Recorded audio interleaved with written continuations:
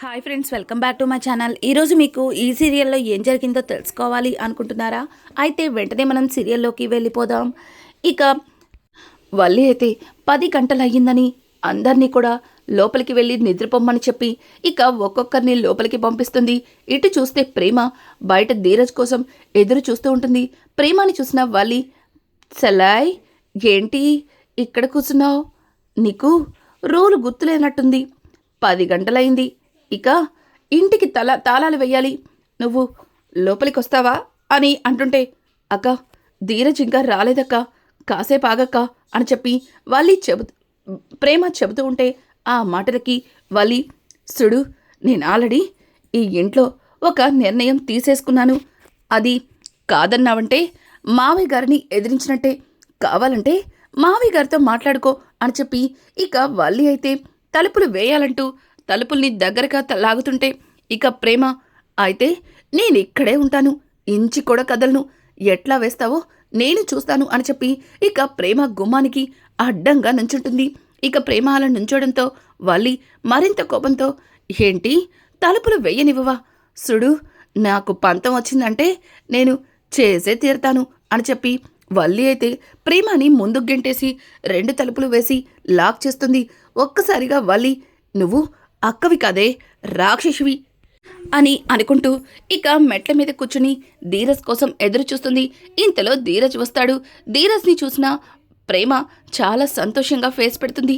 అలాగే ధీరజ్ అన్న మాటలు గుర్తొచ్చి సైలెంట్గా మొహం తిప్పుకుంటుంది. ఇంకా ధీరజ్ అయితే, ఏయ్ ఏంటే ఇక్కడ కూర్చున్నావు, నిద్ర పట్టట్లేదా అని అనుకుంటూ ధీరజ్ పైకెళ్తుంటే, వస్తువులు ఎక్కడ పడితే అక్కడే ఉంటాయి, వాటికి నిద్ర ఉంటుందా ఏంటి అని చెప్పి ఇక వల్లి ప్రేమ మాట్లాడుతూ ఉంటే, ఒసే రాక్షసి ఇంకా మొదలు పెట్టలేదేంటా అనుకున్నాను, మొదలు పెట్టేశావా? అయినా నీకు దోమలు కుట్టట్లేదా అని అడుగుతుంటే, అదేంటి వస్తువులకి దోమలు కూడా కుడతాయా అని చెప్పి మళ్ళీ ప్రేమ ధీరజ్ని అంటుంటే, ధీరజ్, అమ్మ తల్లి నీకో నమస్కారం, నేను నీతో మాట్లాడడానికి నాకు ఓపిక లేదు అని చెప్పి వెళ్ళి తలుపులు తోస్తుంటే ఎంత తోసినా తలుపులు ఓపెన్ కావు. ఇక ధీరజ్, ఇదేంటే తలుపులు ఓపెన్ అవ్వట్లేదు అని అంటుంటే, తలుపుకి తాళాలు పడిపోయాయి, నువ్వు రాజమాత బల్లి గారి మాట మర్చిపోయినట్టున్నావు అని చెప్పి ఇక ప్రేమ అయితే ధీరజ్తో అంటుంటే, ధీరజ్, అవును కదా, ఈ కొత్త రూల్స్ ఏంటో, నేనేమన్నా జాబ్ చేస్తున్నానా టయానికి వచ్చేయడానికి? నేను చేసేదే డెలివరీ బాయ్ జాబ్. ఇప్పుడు ఎలా? నాకు బాగా ఆకలిగా ఉందే, ఆకలికి నేను అస్సలు తట్టుకోలేను.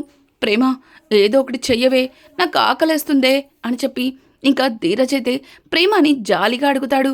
ప్రేమ అయితే ధీరజ్ అలా అడగడంతో పాపం జాలి పడుతుంది.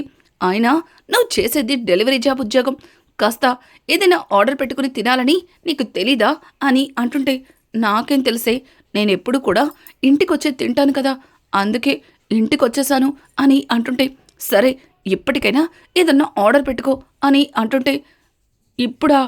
అది వచ్చేసరికి గంట పడుతుంది, నేను ఆకలికి తట్టుకోలేనే అని చెప్పి ఇక ధీరజ్ అంటుంటే ప్రేమ కొద్దిసేపు ఆలోచించి, సరే నీ దగ్గర రూపాయి కాయిన్ ఉందా అని అడగడంతో ఒక్కసారిగా ధీరజ్, ఏంటే ఆకలేస్తుందంటే రూపాయి కాయిన్ అడుగుతున్నావు, ఇప్పుడు వీడికి భోజనం పెట్టాలా వద్దా అని బొమ్మ బొలుసు వేస్తావా ఏంటి అని చెప్పి ధీరజ్ అంటుంటే, ముందు నోరు మూసుకొని రూపాయి కాయిన్ ఇవ్వు అని చెప్పి ఇంకా ధీరజ్ దగ్గర నుంచి రూపాయి కాయిన్ని తీసి కిటికీకి ఉన్న స్క్రూలని ఇప్పదీస్తూ ఉంటుంది.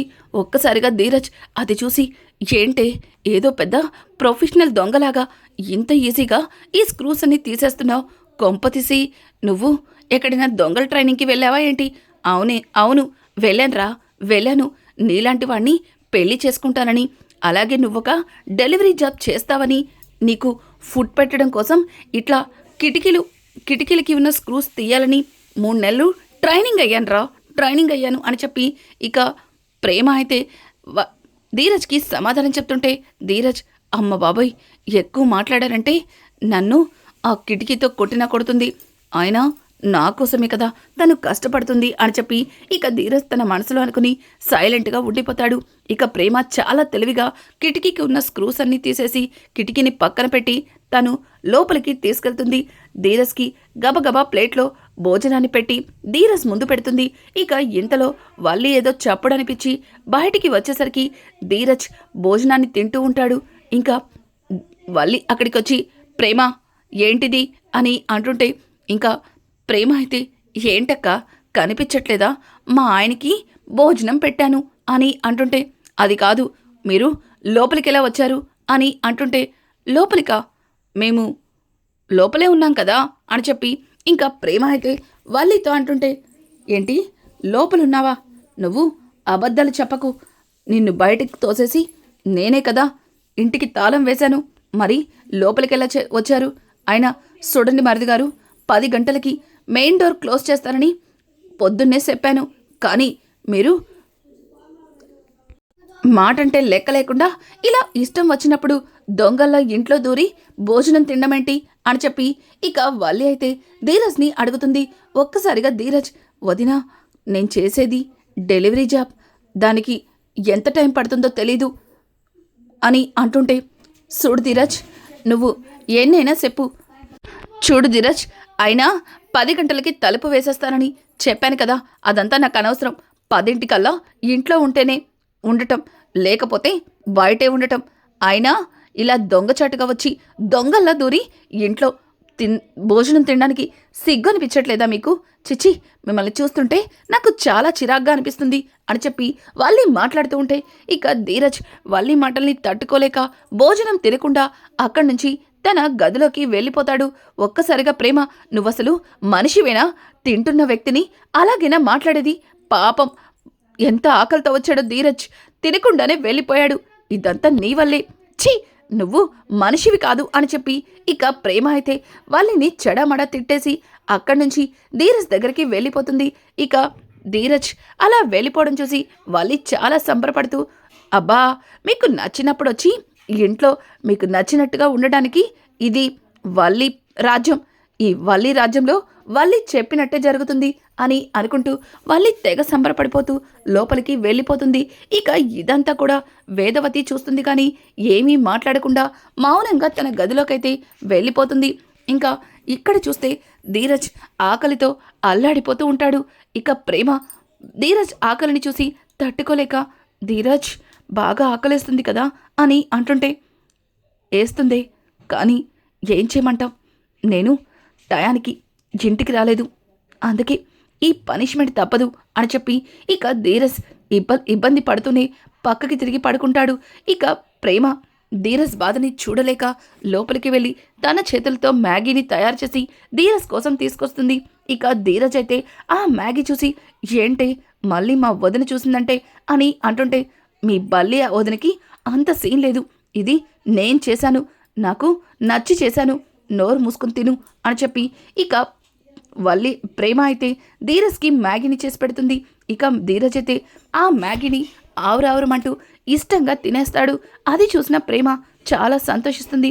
ఇంకా ధీరజ్ భోజనం తిన్న తర్వాత ప్రేమ దగ్గరకు వచ్చి ప్రేమని హక్ చేసుకుని థ్యాంక్ యూ ప్రేమ, నా ఆకలిని నన్ను అర్థం చేసుకున్నందుకు థ్యాంక్ యూ, నాకు చాలా హ్యాపీగా ఉంది, ఇప్పుడు ప్రశాంతంగా నిద్రపోతాను, ఆకలి వల్ల అస్సలు నిద్ర పట్టట్లేదు అని చెప్పి ఇక ధీరజ్ చాపపరుచుకుని మళ్ళీ ఎప్పట్లాగే నిద్రపోతాడు. ఇక ప్రేమ ధీరజ్ తనని అలా హక్ చేసుకునేసరికి ఒక్కసారిగా తను మైకంలోకి వెళ్ళిపోతుంది. ఇక ఇది ఇలా ఉండగా ఉదయాన్నే వల్లి లేచి కిచెన్లో చూడటంతో ఇంకా ప్రేమ అయితే మ్యాగీ తయారు చేయడం కోసం కిచెన్ అంతా చాలా చండాలంగా చేసేస్తుంది. అది చూసిన వల్లి చాలా ఆవేశంగా ప్రేమ దగ్గరికి వెళ్తుంది. ఇక ప్రేమ అయితే చక్కగా అద్దం ముందు నిలబడి చీర కట్టుకుంటూ ఉంటుంది. ఒక్కసారిగా వల్లి ప్రేమని చూసి ఓ మహారాణి గారు అద్దం ముందు నుంచుని సింగారించుకుంటున్నారా, ఏయ్ ప్రేమ అని అంటుంటే ఒక్కసారిగా ప్రేమ వల్లిని చూసి ఏంటి బల్లి అక్క మర్యాద లేకుండా పిలుస్తున్నావు అని అంటుంటే అయ్ బాబాయ్ అదేం కాదు సెల్లాయ్, నువ్వు నిన్న కిచెన్లో ఏం చేసావమ్మా అని అడుగుతుంటే నేనేం చేశాను, నేనేమీ చెయ్యలేదు అని చెప్పి వెటకారంగా మాట్లాడుతుంది.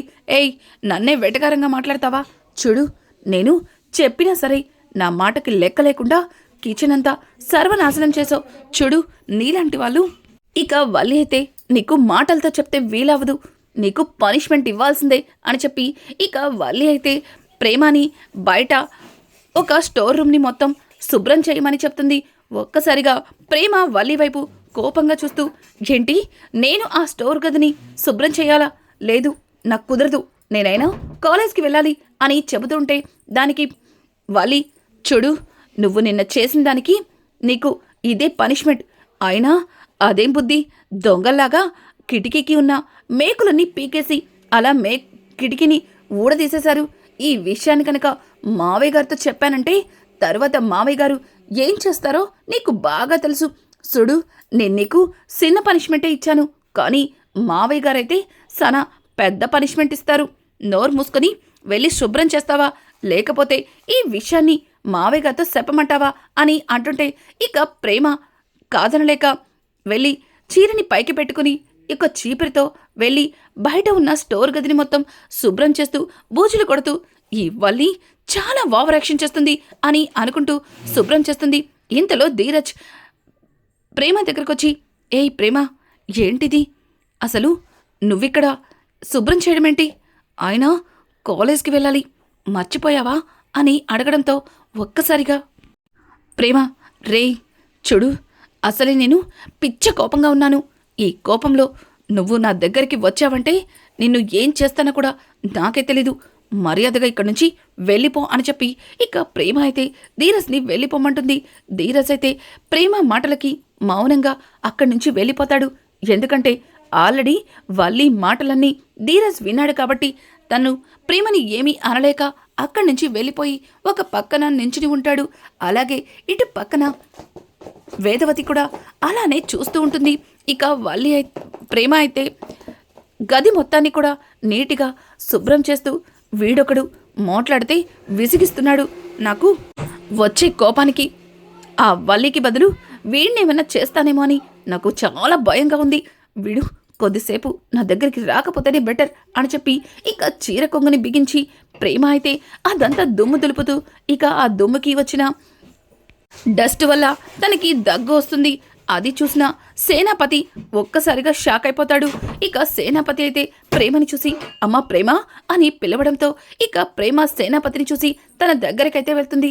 ఇక సేనాపతి ప్రేమ తల మీద నిమురుతూ, ఏంటమ్మా ఇది, మహారాణిలా పెరిగావు, ఇక్కడ ఇట్లాంటి పనులు చేయడం ఏంటమ్మా, ఎందుకమ్మా నీకు ఈ బాధలు, వచ్చేమ్మా మన ఇంటికి వచ్చేమ్మా అని చెప్పి ఇక సేనాపతి అయితే ప్రేమ అని అడుగుతూ ఉంటే ఒక్కసారిగా ప్రేమ, నాన్న నాకు పెళ్ళయింది, నేనిప్పుడు ఈ ఇంటి కోడలిగా ఇంట్లో పనులన్నీ చక్కదిద్దాల్సిన బాధ్యత ఉంది. నేనేమీ బయటకెళ్ళి ఉద్యోగాలు చేయట్లేదే, నా ఇంట్లో పని చేసుకుంటున్నాను. అయినా ఇంటి పని గురించి ఇలా పుట్టింటికి వచ్చేమని చెప్పే తండ్రిని మిమ్మల్నే చూస్తున్నాను అని చెప్పి ఇక ప్రేమ అయితే ధీరజ్తో సేనాపతితో చెప్తుంటే సేనాపతి, ఏంటమ్మా మన ఇంట్లో మహారాణిలా పెరిగావు, కానీ ఇక్కడ ఈ చాకరీలేంటమ్మా పని మనిషిలాగా, ఆ రామరాజు నా మీద కోపంతో నీ మీద పగ తీర్చుకుంటున్నట్టున్నాడు అని చెప్పి సేనాపతి అంటుంటే ఇక ప్రేమ, నానా ఇందులో మావయ్య గారు తప్పేమీ లేదు, అనవసరంగా మీరు మావయ్య గారిని నిందించకండి, ఇది నేనే చేస్తున్నాను, ఇంట్లో ఖాళీగా ఉండి ఏం చేయాలి, అందుకే ఈ పనులన్నీ నాకు నచ్చి చేస్తున్నాను అని చెప్పి ఇక ప్రేమ అక్కడి నుంచి వెళ్ళిపోతుంది. ఇక ప్రేమ అలా వెళ్ళిపోవడంతో సేనాపతి చాలా బాధపడతాడు. కానీ పక్కన ఉన్న ధీరజ్ ప్రేమ మాటలన్నింటినీ కూడా వింటాడు. ఇంకా అలాగే వేదవతి కూడా జరిగిందంతా చూస్తాడు. ఇంకా ధీరజ్ తట్టుకోలేక ప్రేమ చేతిలో ఉన్న చీపిని కింద పడేసి తనని అక్కడి నుంచి తీసుకెళ్తుంటే ప్రేమ, రేయ్ ధీరజ్, ఇప్పుడు మీ బల్లి వదిన చూసిందంటే మళ్ళీ లేనిపోని గొడవలు చేస్తుంది, వదలు అని చెప్పి ఇంకా ప్రేమ అయితే ధీరజ్ చేతిని వదిలించుకుంటుంటే ధీరజ్ మాత్రం ప్రేమ చేతిని వదిలిపెట్టకుండా చాలా గట్టిగా పట్టుకుని రామరాజు ముందుకి తీసుకెళ్తాడు. ఇక ఇంతలో రామరాజు అయితే ధీరజ్ అలా ప్రేమని తీసుకురావడం చూసి ఏంటి అని అడగడంతో, నాన్న మేము కాలేజీకి వెళ్ళవలసిన వాళ్ళం, కానీ కాలేజీలు పక్కన పెట్టి తనని ఇంట్లో పనులన్నీ చేపిస్తున్నారు అని అంటుంటే ఒక్కసారిగా రామరాజు ఆశ్చర్యంగా ధీరజ్ వైపు చూస్తాడు. ఇక ఇంతలో వల్లి అయితే కంగారు పడుతూ అక్కడికొచ్చి, వీడేంటి ఒక్కసారిగా మావయ్య ముందు నన్ను ఇట్లా ఇరికిచ్చేస్తున్నాడు అని కంగారు పడుతూ, అదేంటి ధీరజ్ అట్టా మాట్లాడతావు? ఇంట్లో పనులు మనం కాకపోతే ఇంకెవరు చేసుకుంటారు చెప్పు? ఇంట్లో 3 కోడళ్ళున్నాం, మరి ఇల్లు ఎట్టా ఉండాలి? కానీ తను ఏ పని చేయకూడదని అట్లా చెప్తున్నావు?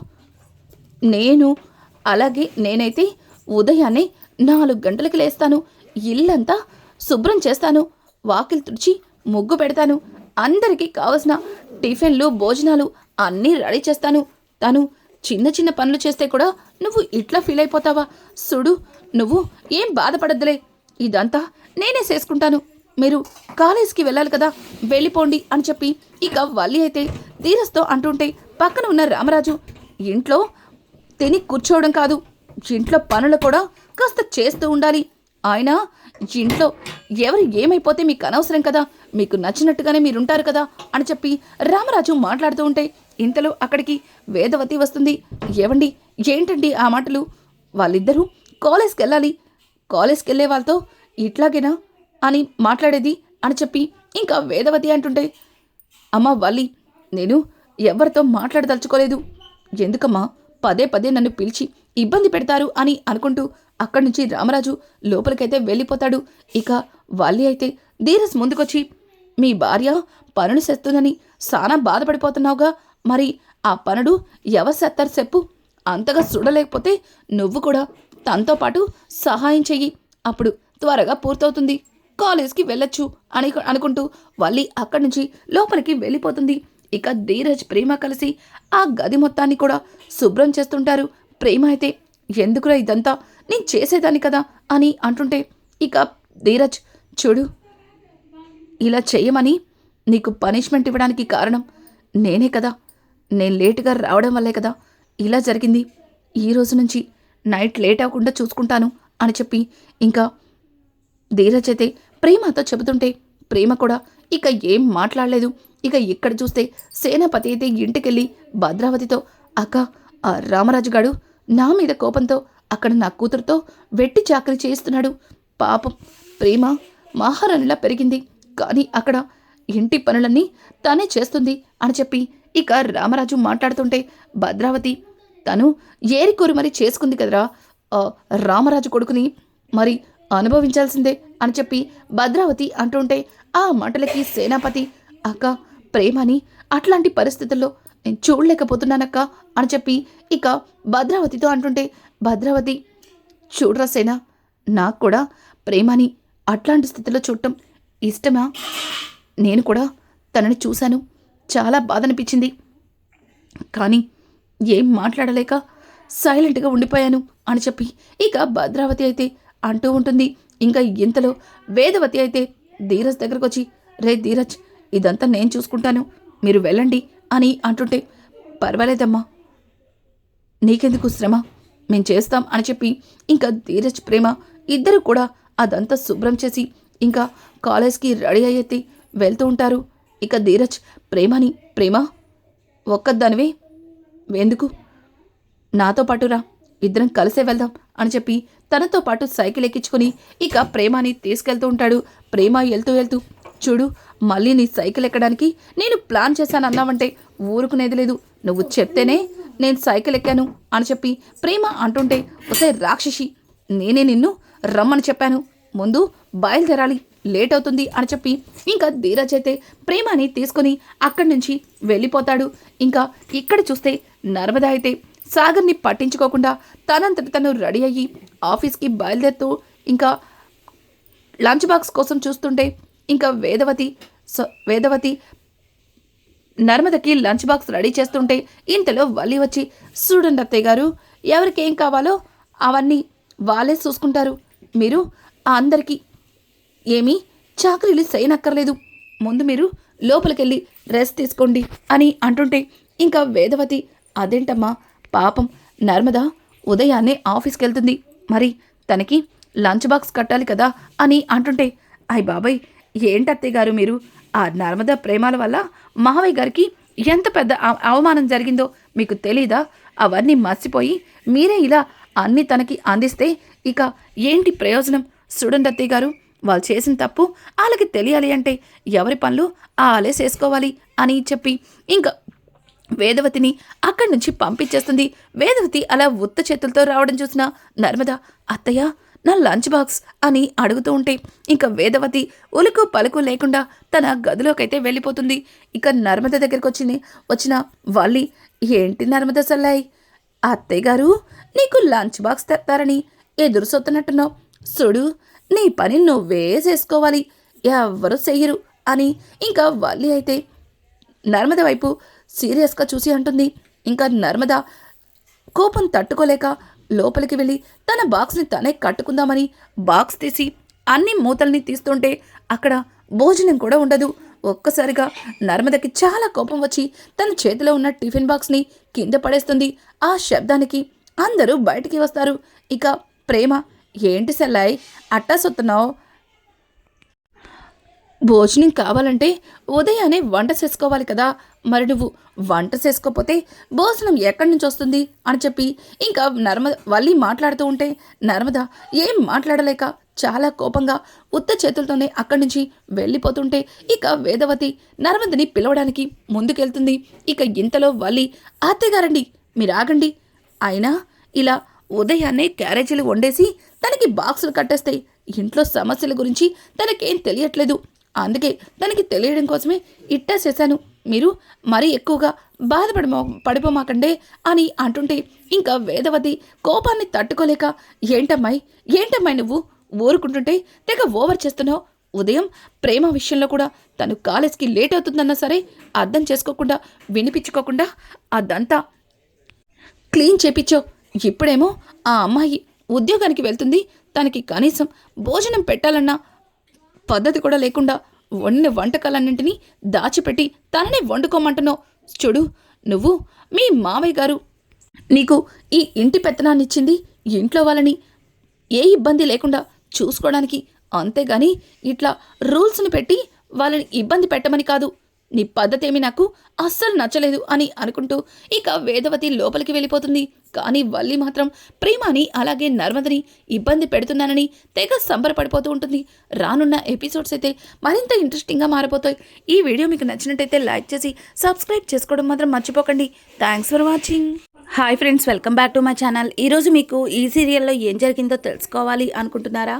అయితే వెంటనే మనం సీరియల్లోకి వెళ్ళిపోదాం.